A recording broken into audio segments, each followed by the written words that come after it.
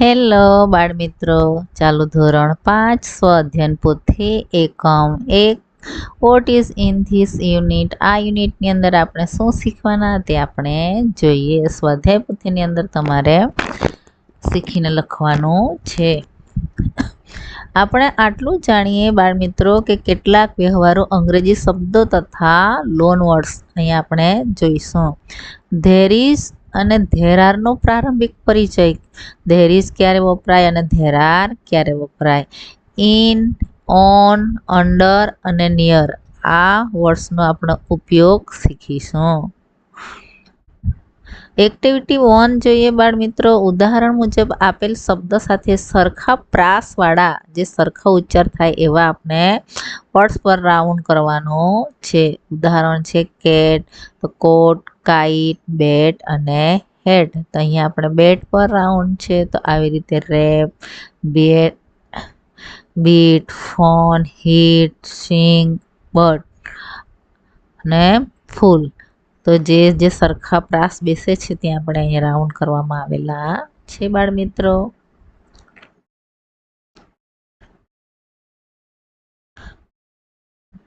ચિત્ર જોઈ ઉદાહરણ પ્રમાણે વાક્યો બનાવો.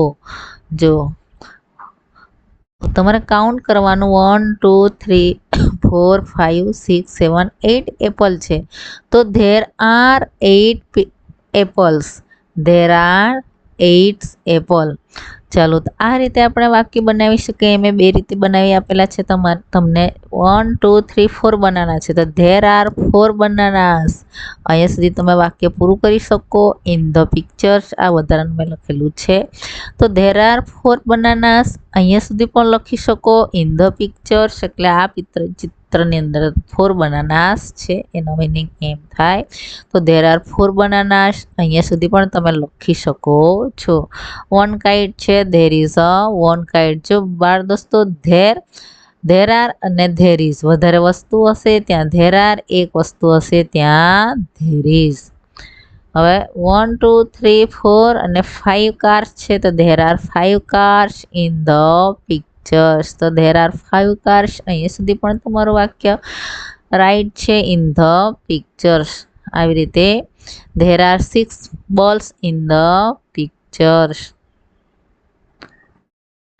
હવે અહીં ટેબલનું ચિત્ર આપેલું છે અને પ્રશ્નો પૂછેલા છે એ પ્રમાણે આપણે ટેબલમાં ચિત્રો દોરવાના છે. તો 1 છે the compass box on the table. On the table એટલે કે ટેબલ ઉપર આ કમ્પાસ બોક્સ મેં દોરેલો છે એ ક્યાં છે? તો ટેબલ પર. ઓન ધ ટેબલ ક્યાં છે? On the table. The pencil is in the compass box. તો આ પેન્સિલ છે તો કમ્પાસ બોક્સની ઇન ખ્યાલ આવી ગયો. ઇન એટલે કે અંદર. ત્રીજું વાક્ય છે the ruler is near the compass box. આ રૂલર છે. આ ruler near the compass box. The water bag is under the table.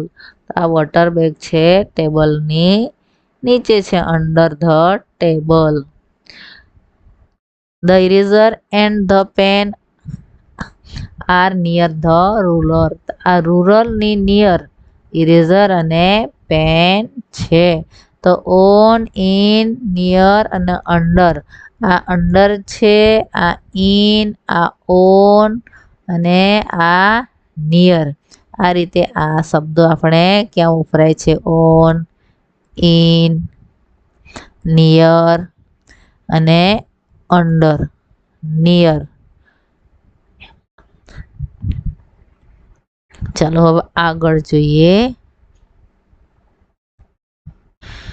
તમારા પાઠ્યપુસ્તક પાના નંબર 27 પરનું વિગત વાંચી આપેલ વિધાનો ખોટા છે તે છેકી નાખવાના છે. Hitu is on the last bench. આપણા એકમની અંદર હિતુ તો ફર્સ્ટ બેન્ચ પર છે એટલે લાસ્ટ તમારે છેકી નાખવાનું. The chair and the table R on the platform. તો ટીચરનું ટેબલ જ છે પ્લેટફોર્મ પર, તો ચેર નથી. There is a dictionary on the table. તો ડિક્શનરી ટેબલ પર નથી.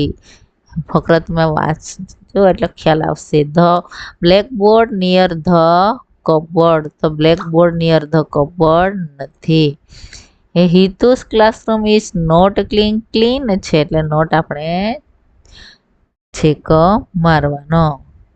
ચલો હવે આગળ જઈએ. તમારા પાઠ્યપુસ્તકના પાના નંબર 27 પરનું વિગત વાંચી આપેલા પ્રશ્નોના જવાબ લખો. તો આપણે એ પાના નંબર 27 પર છે વાંચીશું અને વિગત લખીશું. તો પ્રશ્ન છે where are Hitu and his friend. તો ક્વેશ્ચન આપણે લખીશું Hitu and his friends are in the classroom. What colour are the windows frames and door. તો કયા કલરના છે? તો brown colour are the windows frames and doors. ત્રીજો ક્વેશ્ચન છે where are the pictures. The pictures are હિતુ's classroom. Is there a dustbin in your classroom? તો yes there is. ક્લાસરૂમની અંદર ડસ્ટબિન છે. હવે અભિવાદનના જે શબ્દો છે આપણે જોઈએ તો મોબાઈલ ફોન, ગુડ આફ્ટરનૂન, ક્યારેક આઈ એમ ફાઇન, થેન્ક યુ અને પ્લીઝ. આ સંવાદો આપણે પૂરા કરવાના છે. સંવાદની અંદર ગોઠવવાના છે. તો જોઈએ Krishna says hello good afternoon Jill. Hello good afternoon. આ અભિવાદનના શબ્દો. જીલ સે ગુડ આફ્ટરનૂન ક્રિષ્ના. અહીંથી આપણે ગુડ આફ્ટરનૂન ખાલી જગ્યામાં લખવું. ક્રિષ્ના સે હાવ આર યુ. તો Jill says I am fine thank you. Krishna says it is a holiday today. Jill says yes there is. Krishna says what is there in your hand. Jill says it's a mobile phone. Krishna says please ખાલી જગ્યા આપણે ઉપર કૌંસમાંથી પૂરી please show it to me. એટલે કે કોઈની પાસે આપણે માંગવું હોય તો પ્લીઝનો આપણે ઉપયોગ કરીએ. તો please show it to me. Jill says yeah it is. Krishna says thank you it's a nice phone. કોઈ આપણને કોઈ વસ્તુ આપે તો આપણે શું કહેવાનું? એનો આભાર વ્યક્ત કરવાનો એટલે કે થેન્ક યુ.